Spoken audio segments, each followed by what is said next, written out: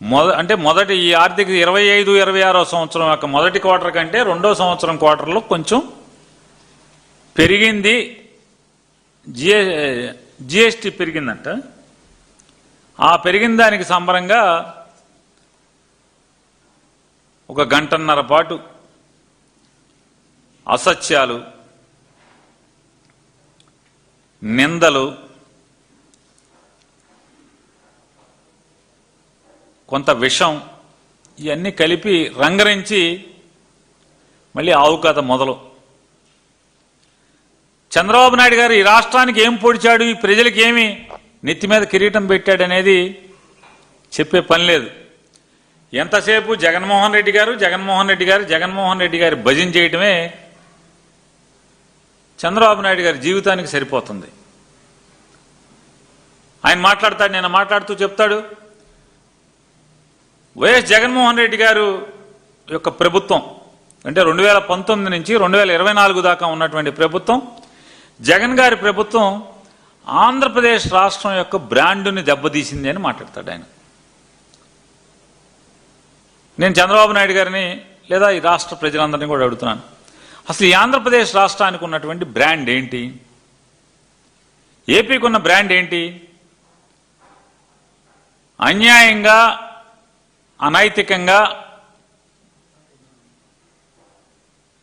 సహజ ధర్మాలకి విరుద్ధంగా ముక్కలు చేయబడ్డటువంటి ఆంధ్రప్రదేశ్ రాష్ట్రం వ్యవసాయానికి ఆలవాలం అనేటువంటి బ్రాండింగ్ మనకున్న బ్రాండింగ్. దేశానికి, భారతదేశానికి దక్షిణ ధాన్యాగారం ఈ ఆంధ్రప్రదేశ్ రాష్ట్రం అయితే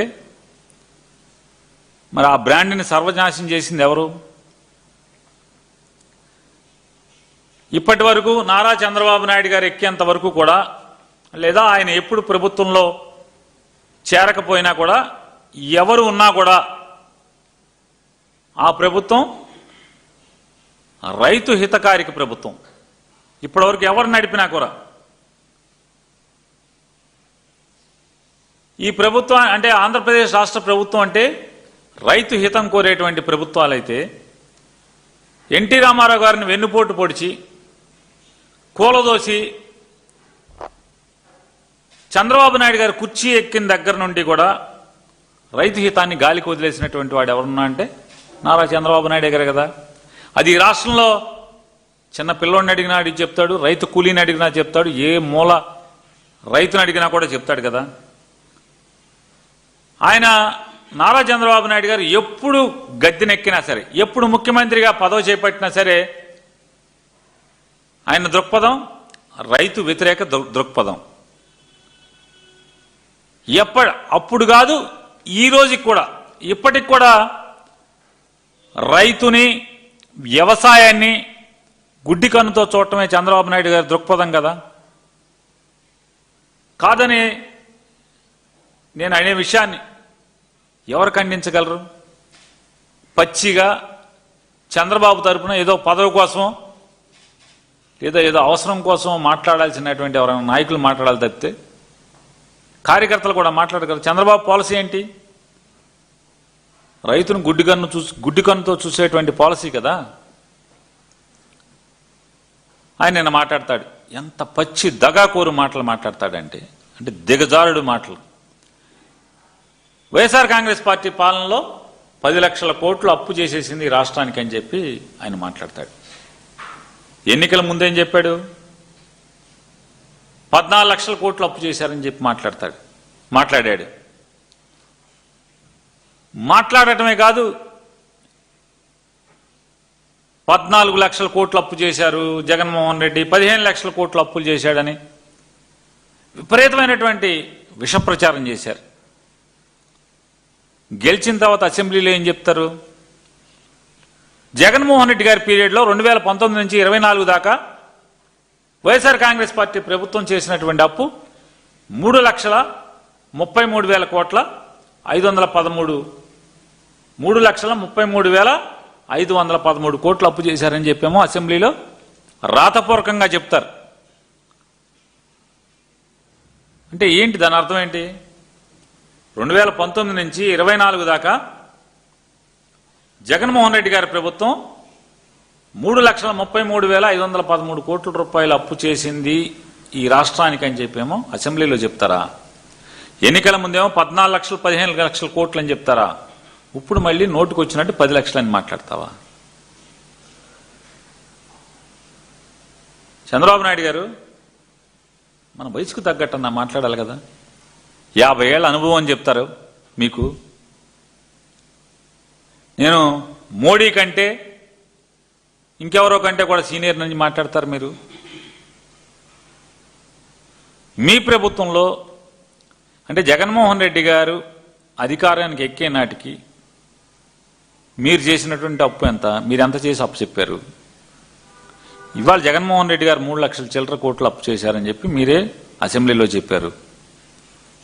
జగన్మోహన్ రెడ్డి గారు 5 ఏళ్లలో 3,33,513 కోట్ల రూపాయలు అప్పు చేస్తే ఈ 18 మాసాల్లో 2,66,517 కోట్ల రూపాయలు మీరు అప్పు చేసిన మాట వాస్తవా కాదా?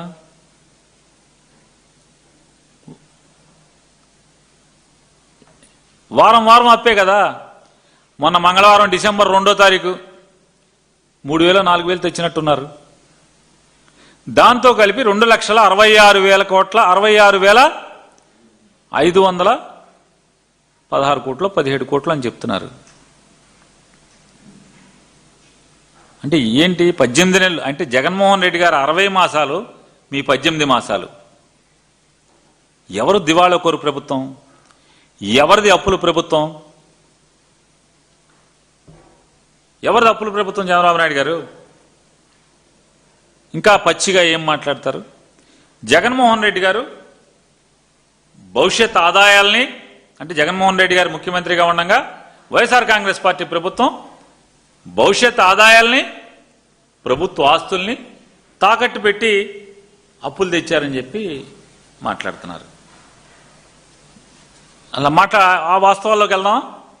ఆ వాస్తవాల్లోకి వెళ్తే జగన్మోహన్ రెడ్డి గారి ప్రభుత్వంలో 5 ఏళ్లలో కేవలం 1,941 కోట్ల ఆస్తుల్ని మార్టిగేజ్ చేసి 25,000 కోట్ల రూపాయలు 5 ఏళ్లలో 60 మాసాల్లో 1,941 కోట్ల రూపాయలు ఆస్తుల్ని మార్టిగేజ్ చేసి 25,000 కోట్ల రూపాయలు అప్పు తెచ్చినటువంటి రికార్డు అని మీరే మాట్లాడారు.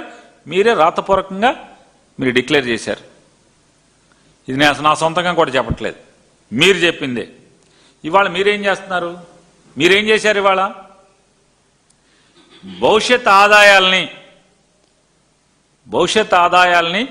1,91,000 కోట్ల ఆస్తుల్ని, ప్రజల ఆస్తుల్ని తాకట్టు పెట్టి కేవలం 9,000 కోట్ల రూపాయలకి తాకట్టు పెట్టేశారు.